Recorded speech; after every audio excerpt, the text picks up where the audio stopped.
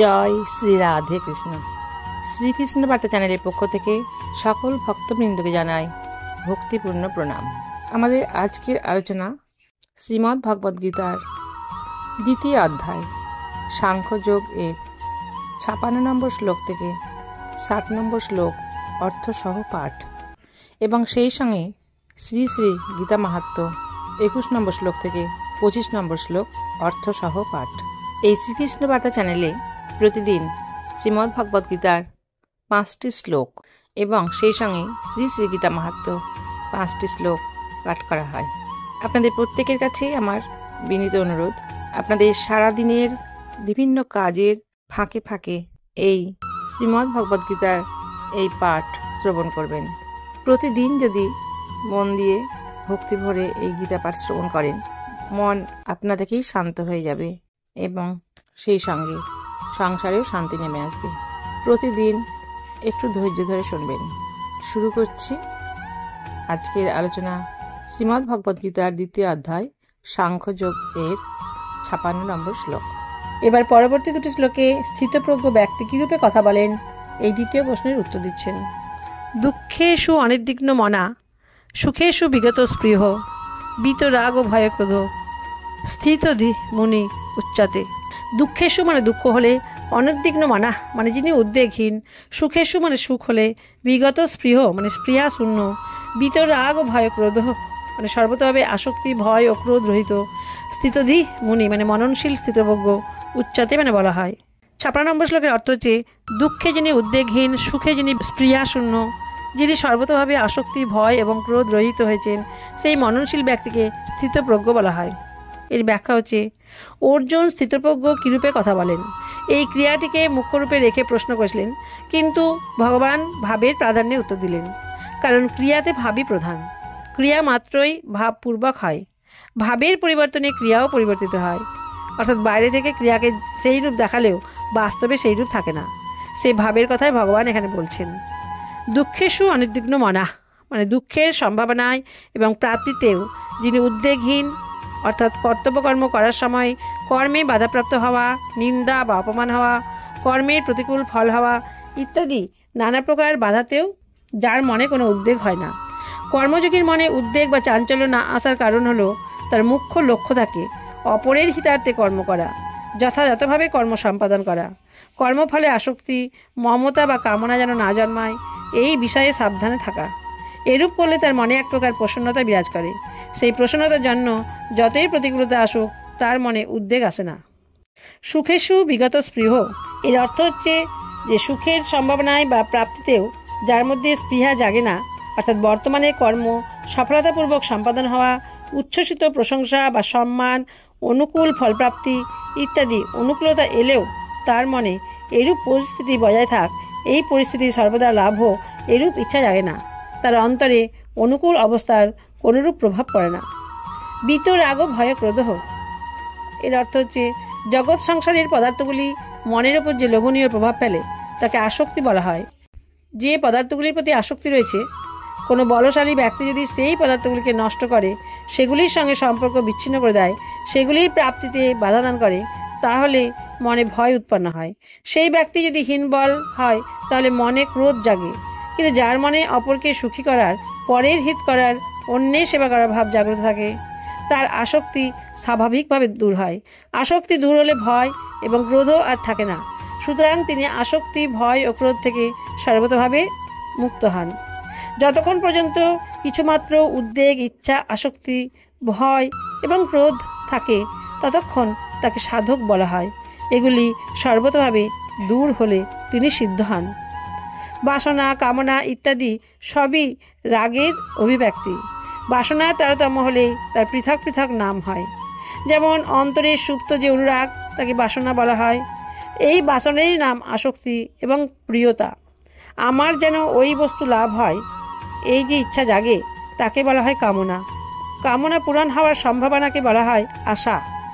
কামনা পূরণ হলে বস্তুগুলির বৃদ্ধির বা সেগুলি আরও বেশি করে পাবার যে ইচ্ছা জাগে তাকে বলা হয় লোভ। লোভের মাত্রা বেড়ে গেলে তাকে বলা হয় তৃষ্ণা। অর্থাৎ উৎপন্ন ও বিনাশশীল পদার্থগুলির প্রতি যে আকর্ষণ গুরুত্ব এবং শ্রেষ্ঠত্ব বোধ থাকে সেগুলিরই অপর নাম বাসনা, কামনা ইত্যাদি। স্থিতধি মুনির উচ্চাতে এরূপ মননশীল কর্মযোগীর বুদ্ধি স্থির ও অটল হয়ে যায়।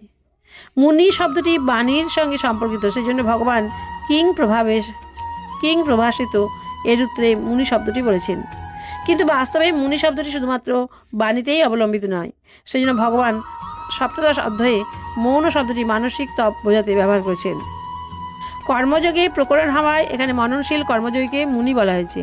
মননশীলতার তাৎপর্য হলো সাবধানের মনন, অর্থাৎ সচেতন থাকা, যাতে মনে কোনোরূপ কামনা বাসনা না এসে পড়ে। সর্বদা অনাসক্ত থাকাই হলো সিদ্ধ কর্মযোগীর সাবধানতা, কারণ প্রথমে সাধক অবস্থায় তার এরূপ সাবধানতা থাকে এবং এর দ্বারাই তিনি পরমাত্মা তত্ত্বপ্রাপ্ত হয়েছেন। 57 নম্বর শ্লোক। য সর্বতানভিস্নেহস্তৎ প্রাপ্য শুভাশুভম নাভিনন্দতি ন দেষ্টি তস্য প্রজ্ঞা প্রতিষ্ঠিতা।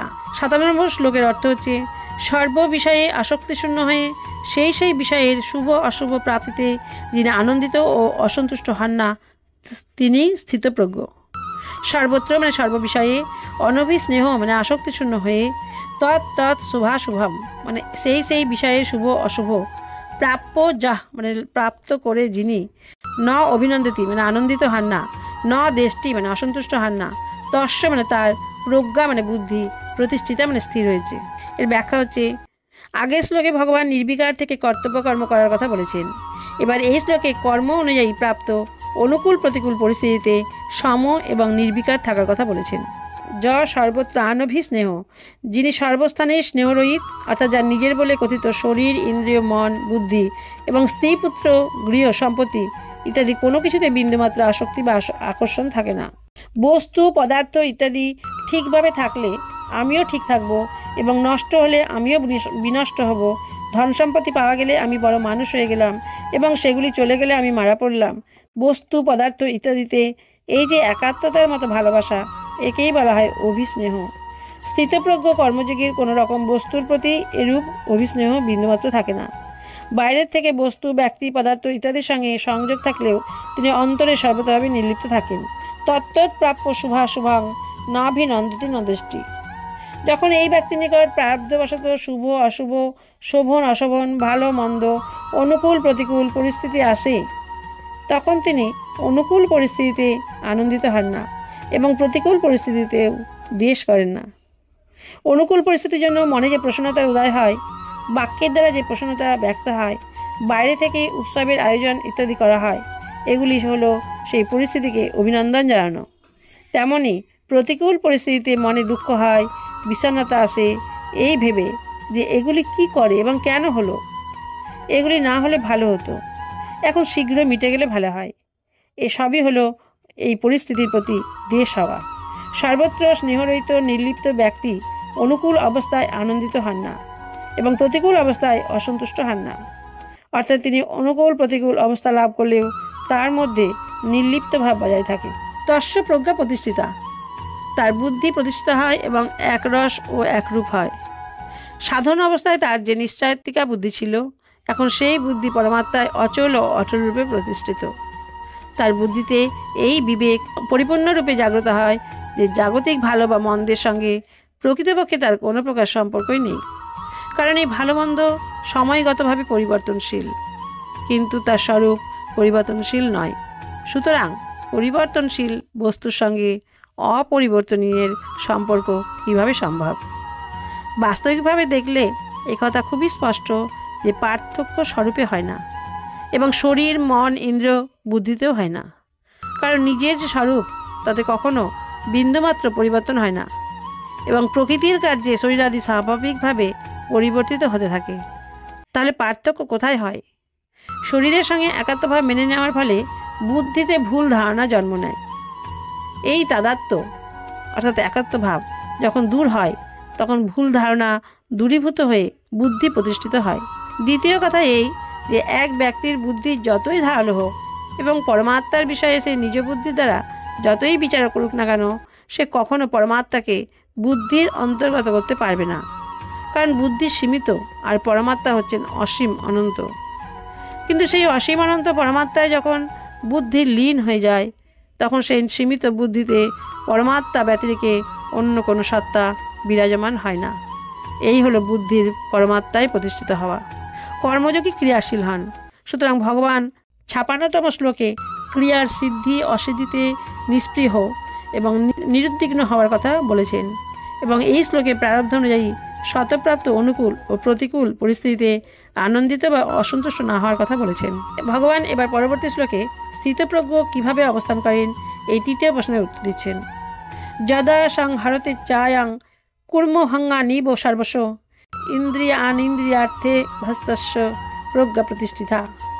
ইব চ কুর্ম মানে যেমন কচ্ছপ, অঙ্গানি মানে অঙ্গ প্রত্যঙ্গ, সর্বস্ব মানে সব দিক থেকে, সংহরতে মানে সংকুচিত করে, অয়াম মানে এই কর্মযোগীও, যদা মানে যখন, ইন্দ্রিয়ার্থেভ্য মানে ইন্দ্রিয়াদির বিষয়সমূহ হতে, ইন্দ্রিয়ানি মানে ইন্দ্রিয়গুলি, তস্য প্রজ্ঞা তার বুদ্ধি, প্রতিষ্ঠিতা মানে প্রতিষ্ঠিত হয়।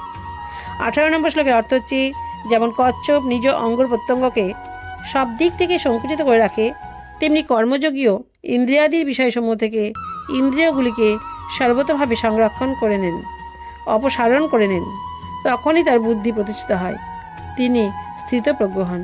যদা সংহরতে চ অয়াম কুর্মহঙ্গানিব সর্বস্ব ইন্দ্রিয়ানি ইন্দ্রিয়ার্থেভ্য অন্তস্য প্রজ্ঞা প্রতিষ্ঠিতা। এর ব্যাখ্যা হচ্ছে এই স্থানে কচ্ছপের দৃষ্টান্ত দেওয়ার অর্থ এই যে যখন কচ্ছপ চলতে থাকে তখন তার ৬টি অঙ্গ প্রত্যঙ্গ দেখা যায়, যেমন ৪টি পদ, ১টি লেজ এবং ১টি মস্তক। কিন্তু যখন সে তার অঙ্গগুলি লুকিয়ে ফেলে তখন কেবলমাত্র তার পৃষ্ঠদেশ দেখা যায়। তেমনি স্থিতপ্রজ্ঞ ব্যক্তিও পঞ্চ ইন্দ্রিয় ও মন এই ৬টিকে তার নিজ নিজ বিষয়গুলি থেকে প্রত্যাহার করে নেন। যদি তার ইন্দ্রিয়গুলির সঙ্গে কোনোরূপ মানসিক সম্পর্ক বজায় থাকে তাহলে তাকে স্থিতপ্রজ্ঞ বলা যায় না।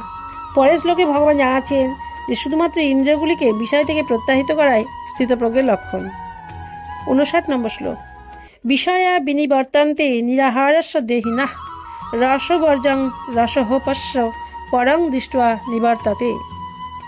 নিরাহারস্য মানে অনাহারী, দেহিনা বিষয়া মানে ব্যক্তির বিষয়ভোগ, বিনির্বর্ততে মানে নিবৃত হলেও, রসবর্জম মানে বিষয় তৃষ্ণা, অশ্ব মানে স্থিতপ্রজ্ঞ ব্যক্তির, পরম দৃष्ट्वा মানে পরমাত্ম তত্ত্ব অনুভব হওয়ার ফলে, রস অপি মানে বিষয় তৃষ্ণাও, নিবর্ততে মানে নিবৃত হয়ে যায়। ৫৯ নম্বর শ্লোকের অর্থ হচ্ছে অনাহারী ইন্দ্রিয়গুলিকে বিষয় হতে প্রত্যাহারকারী ব্যক্তির বিষয়ভোগ নিবৃত হলেও তার বিষয় তৃষ্ণা নিবৃত হয় না, কিন্তু পরমাত্ম তত্ত্ব অনুভূত হওয়ার ফলে স্থিতপ্রজ্ঞ ব্যক্তির বিষয় তৃষ্ণা নিবৃত হয়ে যায়, অর্থাৎ সংসারে তার কোনো রসতৃষ্ণা থাকে না। বিষয় বিনির্বর্তন্তে নিরাহারস্য দেহিন রসবর্জং। এখানে বলা হয়েছে দুই প্রকারে মানুষ অনাহারী হয়, স্বেচ্ছায় খাদ্যবস্তু বর্জন করা এবং সমস্ত বিষয় পরিত্যাগ করে একান্তে আসন গ্রহণ করা, অর্থাৎ ইন্দ্রিয়গুলিকে সমস্ত বিষয় থেকে প্রত্যাহার করে নেওয়া। এইখানে নিরাহারস্য পাত্রে ব্যবহৃত হয়েছে সেই সব সাধকদের উদ্দেশ্যে যারা ইন্দ্রিয়গুলিকে বিষয় হতে প্রত্যাহার করে নিতে সচেষ্ট। রোগীর মনে এই ভাব থাকে যে কি করি, শরীর খাদ্যবস্তু গ্রহণে সক্ষম নয়, এই ব্যাপারে আমি পরবশ, কিন্তু যখন আমি সুস্থ হব, শরীরে সামর্থ্য আসবে, তখন আমি খাদ্য গ্রহণ করব। তার অন্তরে এইরূপ বিষয়ের তৃষ্ণা থাকে। এইভাবে ইন্দ্রিয়গুলি বিষয় থেকে প্রত্যাহার করে বিষয়ভোগ নিবৃত্ত করা গেলেও সাধকের অন্তরে বিষয়ে যে রসতৃষ্ণা, সুখতৃষ্ণা তা সদ্য নিবৃত্ত হয় না। যাদের স্বাভাবিকভাবে বিষয়ে অনুরক্তি কম এবং যারা তীব্র বৈরাগ্যবান, সেই সব সাধকদের রসতৃষ্ণা সাধনাবস্থায় নিবৃত্ত হয়ে যায়। কিন্তু যারা তীব্র বৈরাগ্য ব্যতি রেখেই বিচার বিবেচনার পরে সাধনায় প্রবৃত্ত হয়েছেন, সেই সাধকদের সম্পর্কে বলা হয়েছে যে বিষয়কে বর্জন করলেও তাদের রসবুদ্ধি নিবৃত্ত হয় না। রসহোপস্য পরং দৃष्ट्वा নিবর্ততে। এই স্থিতপ্রজ্ঞের রসবুদ্ধি পরমাত্মাকে অনুভব করে নিবৃত্ত হয়ে যায়। রসতৃষ্ণা নিবৃত্ত হলেই যে তিনি স্থিতপ্রজ্ঞ হবেন এমন কোনো নিয়ম নেই, কিন্তু স্থিতপ্রজ্ঞ হলে রসবুদ্ধি যে থাকে না এটা অকাট্য নিয়ম। রসহোপস্য পদটির দ্বারা এই অর্থ পরিস্ফুট হয় যে রসতৃষ্ণা সাধকের অহংবোধ অর্থাৎ আমিত্বের মধ্যে থেকে যায়। এই রসতৃষ্ণায় স্থূলরূপে আসক্তি রূপ ধারণ করে। সুতরাং সাধকের কর্তব্য হচ্ছে নিজ অহংবোধ থেকে তৃষ্ণা দূর করা, এই ভেবে যে আমি তো নিষ্কাম, আসক্ত হওয়া কামনা করা আমার উচিত নয়। এইভাবে নিষ্কাম ভাব এলে অথবা নিষ্কাম হওয়ার উদ্দেশ্য থাকলে রসতৃষ্ণা অপস্থিত হতে থাকে এবং পরমাত্ম তত্ত্ব অনুভূত হলে তৃষ্ণা সর্বতভাবে দূর হয়। কর্মযোগ, জ্ঞানযোগ ও ভক্তিযোগ এই ৩ সাধনার সাহায্যে বিনাশশীল রস নিবৃত্ত হয়। যেমনই কর্মযোগে সেবার রস, জ্ঞানযোগে তত্ত্ব অনুভবের রস এবং ভক্তিযোগে প্রেমের রস পাওয়া যায়, তেমন তেমন বিনাশশীল রস স্বভাবতই দূর হতে থাকে। যেমন শিশু বয়সে খেলনাতে রস পাওয়া যায়, কিন্তু বড় হলে অর্থের রস আস্বাদন হলে খেলনার রস স্বভাবতই দূর হয়ে যায়। তেমনি সাধনায় রস পাওয়া গেলে ভোগের রস স্বতই দূর হয়ে যায়। রসবুদ্ধি থাকলে ভোগপ্রাপ্তি হলে মানুষের চিত্ত চঞ্চল হয় এবং সে ভোগের বশীভূত হয়ে পড়ে। কিন্তু রসবুদ্ধি নিবৃত্ত হওয়ার পর যদি ভোগাদি প্রাপ্ত হয় তাহলে তত্ত্বজ্ঞ মহাপুরুষের চিত্তে বিন্দুমাত্র বিকার উপস্থিত হয় না। তার মনে এমন কোনো বৃত্তি আসে না যাতে ভোগাদি তাকে আকর্ষণ করতে সক্ষম হয়। কোনো পশুর সামনে টাকার থলি রাখলে পশুটির কোনো প্রকার লোভ বৃত্তি জন্মায় না, অথবা সুন্দরী নারীকে দেখে তার কাম প্রভৃতি জন্মায় না। পশু টাকা অথবা সুন্দরী নারী সম্বন্ধে জ্ঞাত নয়, কিন্তু তত্ত্বজ্ঞ মহাপুরুষ টাকা এবং সুন্দরী নারী দুটি সম্পর্কে সম্যকভাবে জ্ঞাত থাকেন। তা সত্ত্বেও তার লোভ বা কাম প্রভৃতি জন্মায় না। অঙ্গের কোনো অংশে চুলকানি হলে আমরা যেমন আঙুলের সাহায্যে চুলকে নিই আর চুলকানো হয়ে গেলে আঙুল সম্পর্কে কোনো খেয়াল রাখি না, তেমনই ইন্দ্রিয়াদির সাহায্যে বিষয়াদি সেবন করলেও তত্ত্বকে ব্যক্তির চিত্তে কোনো বিকার জন্মায় না। তিনি একইভাবে নির্বিকার চিত্তে থাকেন, কেননা রসবুদ্ধি নিবৃত্ত হওয়ায় তিনি নিজ সুখের জন্য কোনো বিষয়ে কখনোই প্রবৃত্ত হন না। তার প্রত্যেকটি কাজই অন্যের হিত ও সুখের জন্য করা হয়ে থাকে। নিজের সুখের জন্য বিষয়ের চিন্তাও পতনের কারণ হয়, এবং নিজ সুখের কথা চিন্তা না করে বিষয় ভোগ করলেও তা বন্ধনকারক হয় না। বিনাশশীল রস হলো তাৎক্ষণিক, তা বেশিক্ষণ স্থায়ী হয় না। নারী বা অর্থ ইত্যাদি প্রাপ্তির সময় যে রস পাওয়া যায় পরে আর তা থাকে না। খাদ্য পেলে যে আনন্দ পাওয়া যায় তা প্রত্যেক গ্লাসে কম হতে হতে শেষে খিদে দূর হয়ে খাদ্যে অরুচি আসে। কিন্তু অবিনাশী রস কখনো কম হয় না, তা সবসময় একই প্রকার থাকে। বিনাশশীল রস ভোগ করলে পরিণামে জড়ত্ব, অভাব, রোগ, শোক, ভয়, উদ্বেগ ইত্যাদি নানা প্রকার বিকার উৎপন্ন হয়। ভোগী মানুষেরা এই বিকার থেকে রক্ষা পায় না, কারণ এই হলো ভোগের অবশ্যম্ভাবী পরিণাম। তাই ভগবান এগুলিতে দুঃখ দর্শনের কথা বলেছেন। কামাদি দোষ মুক্ত হলেই মানুষ তার কল্যাণের জন্য আচরণ করতে সক্ষম হয়। কৃষ্ণের নিবৃত্তি না হলে ক্ষতি কি? পরবর্তী শ্লোকে সেটি বলা হচ্ছে। যতত ঝয়াপি কৌন্তেয় পুরুষস্য বিপস্থিত ইন্দ্রিয়ানি প্রমাথিনী হরন্তি প্রসভং মনঃ। হি মানে কেননা, কৌন্তেয় মানে হে কুন্তি নন্দন, যতত মানে যত্নশীল, বিপস্থিত মানে বিবেকবান, পুরুষস্য অপি মানে মানুষেরও, প্রমাথিনী মানে প্রমথনশীল, ইন্দ্রিয়ানি মানে ইন্দ্রিয়গুলি, মনঃ মানে চিত্তকে, প্রসভাম মানে বলপূর্বক, হরন্তি মানে হরণ করে। 60 নম্বর শ্লোকের অর্থ হচ্ছে, হে কুন্তি নন্দন, রসতৃষ্ণা থাকলে যত্নশীল বিবেকবান মানুষের প্রমথনশীল চিত্ত বিক্ষেপকারী ইন্দ্রিয়গুলিও তার চিত্তকে বলপূর্বক হরণ করে। এই শ্লোকের ব্যাখ্যা হচ্ছে যে ব্যক্তি স্বয়ং যত্নশীল সাধনা করে, প্রত্যেক কাজ বিচার বিবেচনাপূর্বক করে, আসক্তি ও ফলেচ্ছা পরিত্যাগ করে, অন্যের যাতে ভালো হয়, সুখ হয়, কল্যাণ হয় এরূপ ভাব পোষণ করে এবং সেই রূপ কার্যও করে, সে কর্তব্য অকর্তব্য, সার অসার সম্বন্ধে জানে এবং কি কি কর্ম করলে তার কি পরিণাম হবে তাও জানে। এইরূপ বিবেকবান ব্যক্তিকে লক্ষ্য করে যততঝাপি পুরুষাস্য বিপস্থিতা পদটি ব্যবহৃত হয়েছে। যত্নশীল এইরূপ বিবেকী পুরুষের মনকেও প্রমথনশীল ইন্দ্রিয়গুলি বলপূর্বক হরণ করে, অর্থাৎ সেই বিষয়ে আকৃষ্ট হয়ে পড়ে। এর কারণ এই যে যতক্ষণ বুদ্ধি সর্বতভাবে পরমাত্মাতে প্রতিষ্ঠিত না হয়, বুদ্ধিতে সামান্য মাত্রায় এও সংসারের সত্তা থেকে যায়, বিষয়েন্দ্রিয় সম্বন্ধ হতে সুখ হয়, আস্বাদিত ভোগ্য পদার্থগুলির সমস্যা থাকে, ততক্ষণ সাধন পরায়ণ বুদ্ধিমান বিবেকবান ব্যক্তিও ইন্দ্রিয় সর্বতভাবে বসে থাকে না। ইন্দ্রিয়ের বিষয়গুলির সম্মুখীন হলে আস্বাদিত ভোগ্য পদার্থগুলির নিজস্ব সংস্কারে বলে ইন্দ্রিয় সকল মন বুদ্ধি বিষয়ের প্রতি আকৃষ্ট হয়। অনেক ঋষির ক্ষেত্রেও এরূপ দেখা যায়, যারা বিষয়ের সম্মুখীন হয়ে বিচলিত হয়ে গেছিলেন। সুতরাং সাধকের কখনো আমার ইন্দ্রিয়গুলি বসা আছে বলে নিজের ইন্দ্রিয়গুলির উপর বিশ্বাস রাখা উচিত নয়, আর কখনো এমন অহংকার করা উচিত নয় যে আমি জিতেন্দ্র হয়ে গেছি। শ্রী শ্রী গীতা মাহাত্ম 21 নম্বর শ্লোক থেকে 25 নম্বর শ্লোক অর্থ সহপাঠ। 21 নম্বর শ্লোক। শালগ্রাম শিলায়াং বা দেবাগারে শিবালয়ে তীর্থে নদ্যাং পঠেত গীতাং সৌভাগ্যং লভতে ধ্রুবম। যিনি শালগ্রাম শিলায়, দেবালয়ে, শিবালয়ে, তীর্থে বা নদীতে গীতা পাঠ করেন, নিশ্চয়ই তাহার সৌভাগ্য লাভ হইয়া থাকে। দেবকী নন্দনা কৃষ্ণ গীতা পাঠেন তুষ্যতি যথা না বেদৈ দানেন যোগ্য তীর্থব্রতাধিবি। গীতা পাঠ করে দেবকীনন্দন শ্রীকৃষ্ণ যেমন তুষ্ট হন, সেরূপ বেদপাঠ, দান, যজ্ঞ, তীর্থ ও ব্রতাদি দ্বারা তিনি তুষ্ট হন না। গীতা ধীতা চ জেনাপি ভক্তি ভাবেন চেতসা বেদশাস্ত্র পুরাণান্নি তেনাধীতানি সর্বস্ব।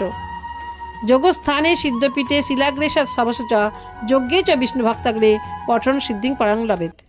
যিনি যোগস্থানে সিদ্ধপীঠে শালগ্রাম শিলা ও অন্য শিলাময় দেবতাস্থানে সৎ সভায় যজ্ঞকালে হরিভক্তির নিকট গীতা পাঠ করেন, তিনি সিদ্ধিলাভ করিয়া থাকেন। গীতা পাঠঞ্চ শ্রবণাং য করতে দিনে দিনে ক্রত অপবাজি মেধাধ্যা গীতাস্তেন সদক্ষিণা। যিনি প্রতিদিন গীতা পাঠ বা শ্রবণ করেন, দক্ষিণা সহিত অশ্বমেধাদি যোগ্য তাহার হইয়া থাকে। ইতি শ্রী শ্রী গীতা মাহাত্ম্য 21 থেকে 25 নম্বর শ্লোক অর্থ সহপাঠ সমাপ্তম। এতক্ষণ আপনারা শ্রীমদ্ ভগবদ্ গীতার দ্বিতীয় অধ্যায় সাংখ্যযোগ এর 56 নম্বর শ্লোক থেকে 60 নম্বর শ্লোক অর্থসহ পাঠ এবং সেই সঙ্গে শ্রী শ্রী গীতা মাহাত্ম্য 21 নম্বর শ্লোক থেকে 25 নম্বর শ্লোক অর্থসহ পাঠ শ্রবণ করলেন। এই ভিডিওটি যদি আপনাদের একটু ভালো লেগে থাকে তাহলে অবশ্যই একটা সাবস্ক্রাইব করে দেবেন। আপনারা সবাই ভালো থাকবেন, সুস্থ থাকবেন। রাধে রাধে।